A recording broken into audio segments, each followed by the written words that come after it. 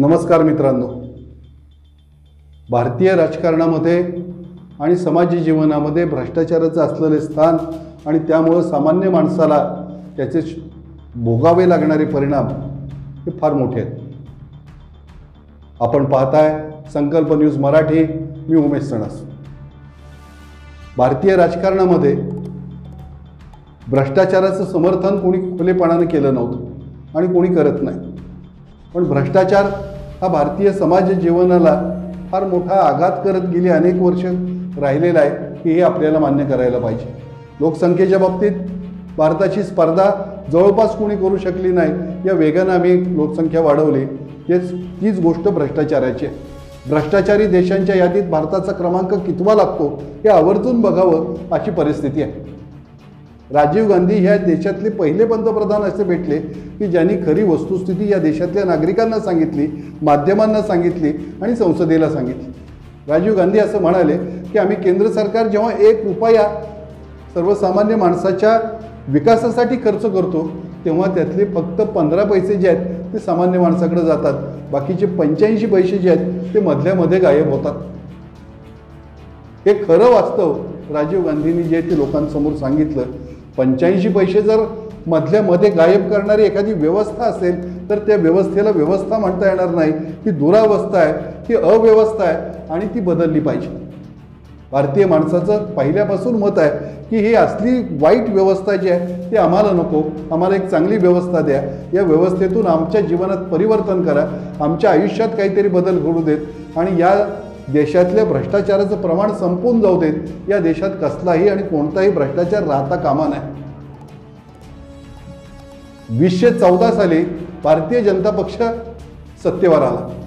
भारतीय जनता पक्ष सत्तेवर आला त्याची अनेक कारणं आहेत, परंतु काँग्रेसचं राजकारण, काँग्रेसचा पक्ष, काँग्रेसची संघटना आणि काँग्रेसचं सरकार हे भ्रष्ट सरकार आहे असं लोकांमध्ये ठसवण्यामध्ये भारतीय जनता पक्ष यशस्वी ठरला. त्याचप्रमाणे त्याला पूरक असणारी जी आंदोलनं केली गेली त्यामुळं जनतेमध्ये तसा संदेश गेला. अण्णा हजारे आणि अरविंद केजरीवाल यांनी दिल्लीमध्ये मोठं आंदोलन केलं. या आंदोलनाला लोकांचा वाढता प्रतिसाद मिळाला. लोकांनी मोठा प्रतिसाद दिला. लोक मोठ्या संख्येनं रस्त्यावर आली. लोक मोठ्या संख्येनं संपूर्ण देशभर जे आहे ते भ्रष्टाचाराला विरोध करण्यासाठी आले. भ्रष्टाचाराच्या विरोधामध्ये लोकांनी एक जनआंदोलन सुरू केलं. असं वातावरण माध्यमांनी केलं. असं वातावरण तयार झालं. लोकांनी त्याला पाठिंबा दिला. लोकपाल विधेयक येणं म्हणजे या देशातला भ्रष्टाचार समूळ नष्ट होईल, कायमचा संपून जाईल असं लोकांनाही वाटलं. आणि त्या जनलोकपाल आंदोलनासाठी अरविंद केजरीवाल, अण्णा हजारे यांना या देशातल्या लोकांनी मोठा पाठिंबा दिला. सामान्य माणसांनी पाठिंबा दिला. नागरिकांनी पाठिंबा दिला. यांच्याकडून काहीतरी वेगळं, काहीतरी चांगलं घडतं आहे. त्यातून लोकांची प्रगती होईल आणि हा देश भ्रष्टाचारापासून मुक्त होईल असं लोकांना वाटत होतं. लोकांना त्याबद्दल आशा वाटत होती. त्याहीपेक्षा हे लोक ही गोष्ट ठसवण्यामध्ये यशस्वी झाले की काँग्रेसचं सरकार हे भ्रष्ट सरकार आहे. काँग्रेसच्या सरकारमध्ये भ्रष्टाचाराचं प्रमाण जास्त आहे. काँग्रेसचं सरकार हे भ्रष्टाचाराशिवाय चालूच शकत नाही. काँग्रेसच्या सरकारमध्ये अनेक घोटाळे झालेले आहेत.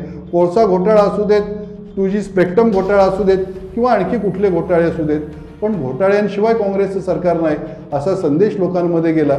लोकांनी विचार केला की आता आपल्याला भ्रष्टाचार मुक्त सरकार हवं आहे आणि म्हणून काँग्रेस विरोधी मतदान करण्याकरता उत्तरेतला भारतीय नागरिक आणि दक्षिणेतला भारतीय नागरिकही तयार झाला.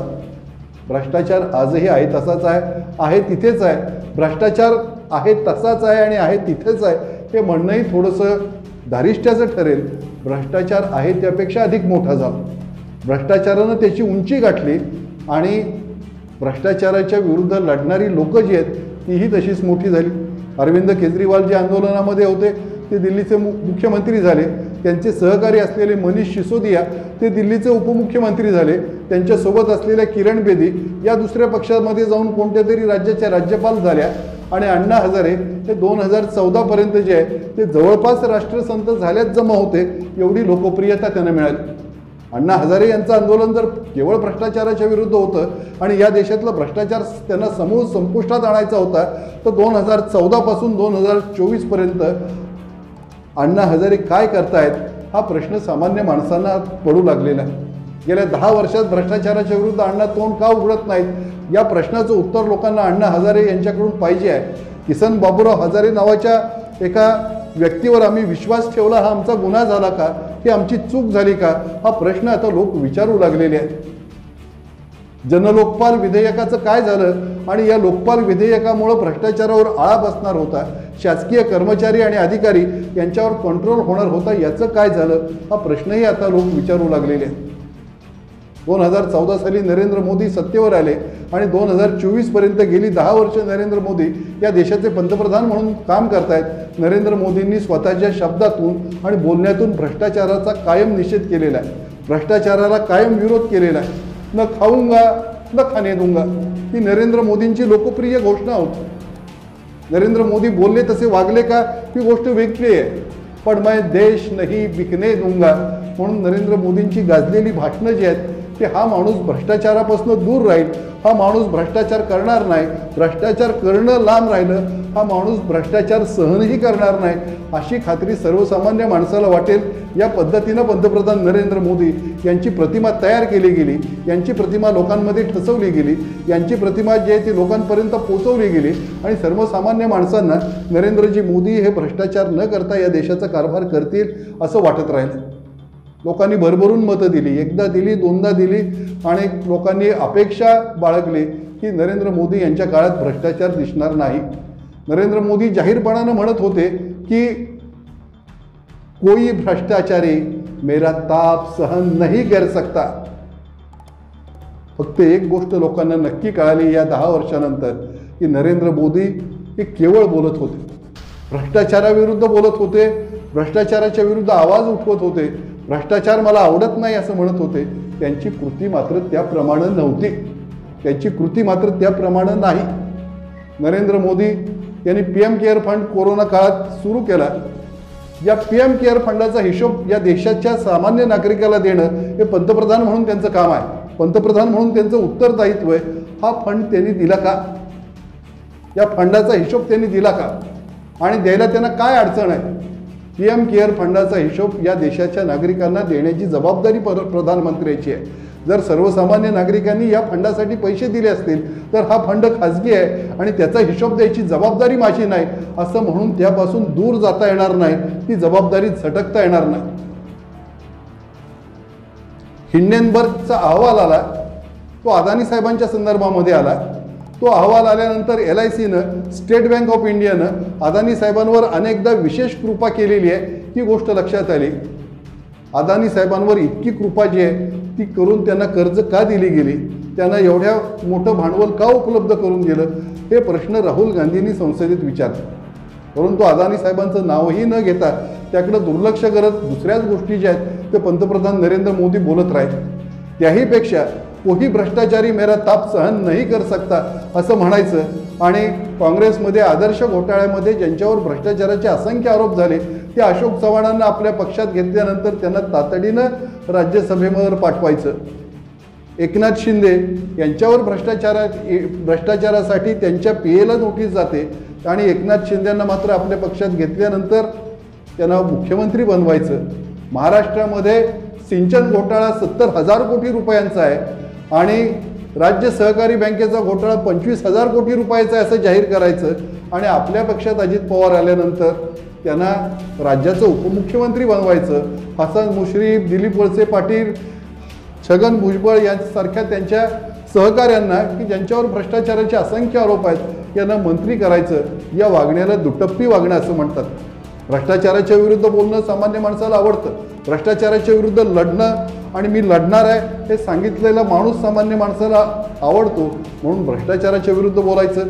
भ्रष्ट माणसांना मी सोडणार नाही म्हणून सांगायचं, सगळे भ्रष्टाचारी मी तुरुंगात टाकेन असं म्हणायचं. मात्र ते भ्रष्टाचारी आपल्या पक्षात आले, मोठा भ्रष्टाचार करणारे असतील तर त्यांना मानाची सन्मानाची पदं द्यायची, जागा द्यायची आणि त्यांचा सत्कार करायचा असं धोरण नरेंद्र मोदी साहेबांनी गेल्या 10 वर्षात अवलंबलेलं आहे. त्यामुळे या देशातला भ्रष्टाचार मोदी साहेबांच्या काळात संपू शकत नाही याबद्दल सामान्य माणसाला खात्री झालेली आहे. यानंतरच्या आणखी 2024 ते 2029च्या कालखंडामध्ये नरेंद्र मोदी साहेबांना देशाचा पंतप्रधान होण्याची संधी मिळाली तरी भ्रष्टाचार असाच कायम राहील याच्याबद्दल सामान्य माणसाची खात्री झालेली आहे. राहुल गांधी यांनी ही व्यवस्था बदलण्याच्या संदर्भामध्ये काही भूमिका घेतली, नुसती भूमिका घेतली नाही, काही गोष्टी जाहीर केल्या। या देशातल्या उद्योगपतींना 16 लाख कोटी रुपयांची कर्ज माफ केली गेली हे राहुल गांधींनी सांगितलं। जर माझं सरकार आलं आणि माझ्या हातात सत्ता आली तर मी अशीच कर्ज माफ करेन, पण ती कर्ज गरिबांची असतील हे राहुल गांधींनी सांगितले। PM केअर फंडाचा हिशोब असू देत, नाहीतर राफेल तोफांचा घोटाळा असू देत, राहुल गांधी या भ्रष्टाचाराविरुद्ध लढत राहिले, सातत्यानं लढत राहिले आणि पुन्हा एकदा भ्रष्टाचाराच्या विरुद्ध लढणारा एक नायक प्रत्येक भारतीय समाजाला, प्रत्येक भारतातल्या प्रत्येक पिढीला हवा असतो, तो नायक भारतीय लोक आता राहुल गांधींच्या रूपात पाहत आहेत। हा नायक भारतीयांनी कधीतरी राजीव गांधी यांच्या रूपात पाहिलेला होता। राजीव गांधी यांच्या अकाली निधनामुळे त्यांना काही करता आलं नाही, पण खरी वस्तुस्थिती बोलण्याचं धाडस जे आहे ते राजीव गांधी यांनी दाखवलेलं होतं। हा नायक भारतीयांना अरविंद केजरीवाल आणि अण्णा हजारे यांच्या चळवळीच्या रूपानं मिळेल असं वाटलं होतं, पण त्यांनी ही चळवळीतून स्वतः मोठे झाले, भ्रष्टाचारही त्या मोठा झाला, परंतु भ्रष्टाचार संपवला गेला नाही। भारतीय समाज व्यवस्थेतून भ्रष्टाचार दूर करून ना खाऊंगा ना खाने दूंगा असं म्हणणारे नरेंद्रजी मोदी या भारतातून भ्रष्टाचाराचा समूळ नायनाट करतील असं वाटत होतं। ही गोष्ट त्यांच्या कालखंडात झाली नाही आणि त्यामुळं भारतीय जनता आता एका नव्या नायकाचा शोध घेते आहे की जो भ्रष्टाचाराविरुद्ध बोलेल, जो भ्रष्टाचाराविरुद्ध लढाईची भाषा करेल आणि जो भ्रष्टाचार संपुष्टात आणेल असा नवा नायक या निवडणुकीत भारतीय जनतेला सापडलेला आहे। आणि हा नवा नायक म्हणजे दुसरं तिसरं कोणी नाही, हा नवा नायक म्हणजे राहुल गांधी आहेत। राहुल गांधी या देशातला भ्रष्टाचार समूळ नष्ट करतील, राहुल गांधी या देशातली श्रीमंत आणि गरीब यांच्यामधली दरी नष्ट करतील असं भारतीय जनतेला आता वाटू लागलेलं आहे। नवा नायक भारतीय जनतेला मिळालेला आहे। प्रत्येक वेळी भारतीय जनतेला एक नायक मिळतो, त्या नायकाची सर्वसामान्य माणूस, सर्वसामान्य मतदार पूजा करतो। तो नायक सत्तेवर आला की पुन्हा पहिल्यासारखा वागतो, तो स्वतः मोठा होतो आणि दुसऱ्या बाजूला भ्रष्टाचाराला अधिक मोठं करतो। हा इतिहास आहे। हा इतिहास बदलला जाईल का? राहुल गांधी यांच्या रूपानं हा इतिहास बदलेल का? ही शंका सामान्य माणसाला। गेल्या 50 वर्षामध्ये भ्रष्टाचाराचं प्रमाण खूप वाढलेलं आहे। सर्वसामान्य माणसाला बोफोर्स तोफांच्या प्रकरणात किती भ्रष्टाचार झाला आणि राफेल विमानाच्या खरेदीमध्ये नेमका कसा आणि कशा पद्धतीनं भ्रष्टाचार झाला यामध्ये रस नाही। सर्वसामान्य माणसाचं दुखणं मोठं वेगळं आहे। सर्वसामान्य माणूस जर ग्रामीण भागात राहत असेल तर त्याला ग्रामपंचायतीत जाऊन ग्रामसेवकाकडून जर ग्रामपंचायतीचा उतारा घ्यायचा असेल तर पूर्वी 5 रुपये द्यावे लागायचे, आता 100 रुपये द्यावे लागतात। सिटी सर्वेचा उतारा घ्यायचा असेल तरी तेवढीच रक्कम जी आहे ती सर्वसामान्य नागरिकाला मोजावी लागते। वडिलांच्या मृत्यूनंतर मुलाला आणि किंवा मुलीला जर वारस म्हणून आपली नोंद घ्यायची, जर सिटी सर्वेच्या रेकॉर्डला घ्यायची असेल तर त्याच्यासाठी 5,000 पासून 25,000 पर्यंत प्रॉपर्टीच्या प्रमाणामध्ये पैसे मागितले जातात। सर्वसामान्य माणसाची अडचण ही आहे। रेशन कार्डावरचं नाव कमी करायचं आहे, रेशन कार्डावर जादा नावं घालायची, याच्यासाठी तहसीलदार कार्यालयामध्ये सर्वसामान्य नागरिकाला जायला लागतं आणि शासनाचे आपण नागरिक आहोत, या देशाचे नागरिक आहोत असं असताना सुद्धा कोणाला तरी चिरीमिरी द्यावी लागते। या चिरीमिरीची वाढणारी संख्या जी आहे ती अधिक आहे। 94 ते 99 या काळामध्ये शिवसेनेचं आणि भारतीय जनता पक्षाचं राज्य महाराष्ट्रामध्ये होतं, शिवशाही होती बाळासाहेब ठाकरेंच्या शब्दात, पण त्याही काळात भ्रष्टाचाराचं प्रमाण मोठं होतं। 2004 ते 2014 या कालखंडामध्ये काँग्रेसचं राज्य होतं। या कालखंडामध्येही सामान्य माणसाला अशा प्रकारच्या भ्रष्टाचाराला तोंड द्यावं लागत होतं। एखाद्याच्या घरामध्ये एखाद्या व्यक्तीचा जो आहे तो अपघाती मृत्यू होतो, एखाद्या व्यक्तीचा कुठेतरी संशयास्पद मृत्यू होतो, अशा वेळी त्या मृतदेहाचा पंचनामा केला जातो। तो पंचनामा प्राप्त करून जे आहे ते महापालिकेमध्ये, नगरपालिकेमध्ये जो आहे तो त्याची प्रत द्यावी लागते, म्हणजे तिथं त्या ठिकाणी त्या व्यक्तीच्या मृताच्या मैताचा उतारा निघतो आणि मृताची नोंद होती, मैताची नोंद केली जाते। हा अशा प्रकारचा जर एखादा पंचनामा केला असेल तर त्या पंचनाम्याची प्रत मिळवण्यासाठी सुद्धा पोलीस स्टेशनला पैसे द्यावे लागतात आणि त्या पंचनामा घेऊन नगरपालिकेत, ग्रामपंचायतीत किंवा महानगरपालिकेत जाणाऱ्या सामान्य नागरिकाला जन्माच्या दाखल्याची मिळवण्यासाठी जसा खर्च करावा लागतो तसंच मृत्यूची नोंद करण्यासाठी सुद्धा खर्च करावा लागतो। हा खर्च होऊ नये, हे उतारे, हे कागदपत्र ठराविक दिवसात नागरिकांना मिळावेत आणि त्याच्यासाठी नागरिकांकडून भ्रष्ट मार्गाने पैसे घेतले जाऊ नयेत, ही सगळ्यात मोठी सामान्य माणसाची भ्रष्टाचारापासून मुक्तता होण्याची अपेक्षा आहे। एखादं छोटं खरेदीपत्र करावं लागतं, एखाद्या फ्लॅटचं खरेदीपत्र करावं लागतं, ते खरेदीपत्र करायला सामान्य माणूस दुय्यम निबंधक कार्यालयात गेला तर स्टॅम्प कमी करतो असं सांगून त्याच्याकडून पैसे घेतले जातात। या कामासाठी हा दस्त तुमचा रजिस्टर करायचा आहे, तो आज करायचा असेल, ताबडतोब करायचा असेल तर त्याचे चार्जेस वेगळे आहेत हे सांगितले जातं आणि अनधिकृतपणानं सर्वसामान्य नागरिकाला शासकीय यंत्रणेचा कमालीचा त्रास होतो आहे. तहसीलदार कार्यालयात, प्रांत कार्यालयात, जिल्हाधिकारी कार्यालयात, पंचायत समितीमध्ये, महानगरपालिकेमध्ये, नगरपरिषद कार्यालयामध्ये आपल्या सामान्य छोट्या छोट्या कामासाठी जावं लागतं आणि त्या कामामध्ये गेल्यानंतर त्यांना ग्रामसेवक भेटत नाहीत, त्यांना तलाठी भेटत नाहीत, त्यांना नगरपालिकेचे मुख्याधिकारी एखादा दाखला तयार आहे पण CO साहेब नाहीत, त्याशिवाय तुम्हाला देता येत नाहीत असं सांगितलं जातं. महापालिकेतले अधिकारी जागेवर नसतात. या भ्रष्टाचाराला सामान्य माणूस कंटाळलेला आहे. म्हणजे सार्वजनिक रस्ते नगर परिषदेच्या हद्दीत होत आहेत, महापालिकाच्या हद्दीत होत आहेत आणि ते रस्ते उखडले जात आहेत आणि त्या रस्त्याच्या कामात फार मोठा भ्रष्टाचार होतोय याचाही सामान्य माणसाला राग आहे. ही गोष्ट देखील सामान्य माणसाला पसंत नाही आणि याही भ्रष्टाचाराच्या विरुद्ध सामान्य माणसाला आवाज उठवायचा आहे. सामान्य माणूस त्रस्त आहे, तो वेगळ्या भ्रष्टाचारामुळे त्रस्त आहे. मोठ्या महापालिकांच्या कार्यक्षेत्रामध्ये काही महापालिकांच्या स्वतःच्या शाळा आहेत, काही नगरपालिकांच्या स्वतःच्या शाळा आहेत की त्या अतिशय चांगल्या आहेत, त्या अतिशय कार्यक्षम आहेत. त्या शाळांमध्ये प्रवेश घ्यायचा असेल तरी भ्रष्ट मार्गाचा अवलंब करावा लागतो, तरी कोणाचे तरी हात ओले करावे लागतात आणि कोणाला तरी काहीतरी द्यावं लागतं. आणि त्यामुळं स्वातंत्र्यपूर्व कालखंडामध्ये ज्या 2 ओळी म्हटल्या जायच्या की हे हिंदुस्तान है भाई, हे हिंदुस्तान है भाई, काम करो हिम्मत से, जो होता नहीं किस्मत से, होता है रिश्वत से, हे बदललं पाहिजे. हे बदलावं ही सामान्य भारतीय माणसाची अपेक्षा आहे. हे बदलावं यासाठी सर्वसामान्य भारतीय माणूस जो आहे तो प्रयत्नशील आहे. ट्रॅफिकला उभे असलेल्या पोलिसापासून ते तहसीलदार कार्यालयामध्ये प्रवेश केल्यानंतर तिथल्या प्रत्येक कर्मचाऱ्यापर्यंत, महापालिका कार्यालयात प्रवेश केल्यानंतर इथं कोणाला काय द्यायचं, किती द्यायचं, कसं द्यायचं आणि आपलं काम कसं करून घ्यायचं हे प्रश्न सर्वसामान्य माणसाला आहे. या भ्रष्टाचाराचा सर्वसामान्य माणसाला वीट आलेला आहे की गावामध्ये जाऊन 7/12चा उतारा घ्यायचा असेल, फेरफार मिळवायचा असेल तर तलाठी जागेवर मिळत नाही. तलाठ्यांनी ग्रामसेवकांनी त्यांच्या गावात राहावं अशा प्रकारचे शासकीय आदेश जे ते शासनाच्या कागदपत्रांमध्ये राहतात. ग्राउंडवरची रियालिटी जी ती वेगळी राहते.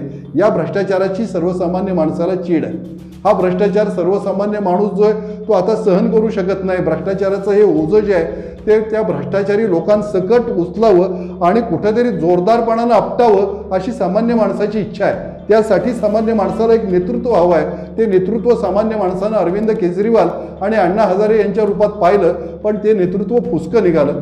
ते नेतृत्व सर्वसामान्य माणसानं मोदी साहेबांच्या रूपात पाहिलं, फक्त मोदी साहेब बोलत बसले, बोलत राहिले आणि हिपोक्रसी किंवा विसंगती किंवा त्यांच्या वागण्यातला विरोधाभास असा की भ्रष्टाचाराचं समर्थन करायचं आणि भ्रष्टाचारी लोकांना आपल्या पक्षात घ्यायचं, फक्त भ्रष्टाचाराविरुद्ध बोलायचं, हा प्रकार नरेंद्र मोदी साहेबांकडून वारंवार झाला.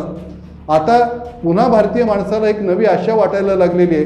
ही नवी आशा ही राहुल गांधींच्या रूपानं वाटते आहे की हा माणूस या देशातला भ्रष्टाचार दूर करेल, हा माणूस या देशातल्या सामान्य माणसाचं जीवन अधिक सुखकर करेल असं भारतीयांना वाटतं आहे. भारतीय माणूस दरवेळी भ्रष्टाचाराच्या विरुद्ध लढणारा एखादा नायक शोधतो आहे, त्या नायकाची पूजा करतो आहे, त्या नायकाला भरभरून देतो आहे, त्या नायकाला मोठा करतो आहे, कमानीच्या उंचीवर नेतोय आणि एका उंचीवर तू नायक गेल्यानंतर तू भ्रष्टाचाराकडे दुर्लक्ष करतोय, स्वतः मोठं होतोय आणि निवांतपणानं आपल्या घरी जातोय.